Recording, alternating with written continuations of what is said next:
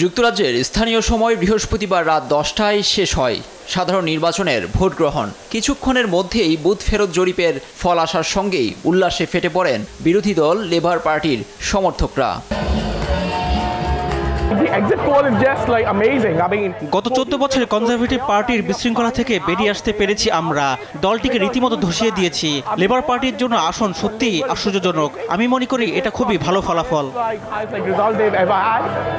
জরিপে দেখা গেছে ক্ষমতাসীন কনজারভেটিভ পার্টির চেয়ে বড় ব্যবধানে এগিয়ে স্টারমারের নেতৃত্বাধীন লেবার পার্টি।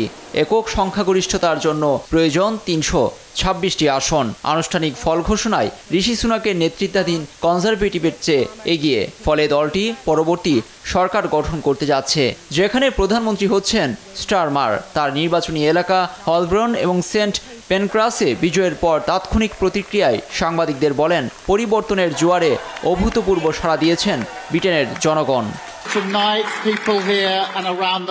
এই নির্বাচনী এলাকায় আমাকে পুনর্নির্বাচিত করায় সবাইকে ধন্যবাদ। আজ রাতে দেশের মানুষ ভোটের মাধ্যমে জবাব দিয়েছে। সবাই পরিবর্তনের জন্য প্রস্তুত। গণতন্ত্র আপনাদের ভবিষ্যতের জন্যই ভোট দিয়েছে। এখন আমাদের দেওয়ার পালা।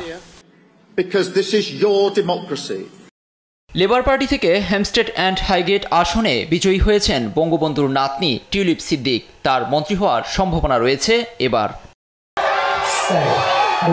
এর মধ্য দিয়ে টানা 14 বছরের শাসনের অবসান ঘটছে যুক্তরাজ্যের সবচেয়ে পুরনো রাজনৈতিক দল কনজারভেটিভ পার্টির। লুৎফর কবির, নিউজ ডেস্ক, দেশ টিভি।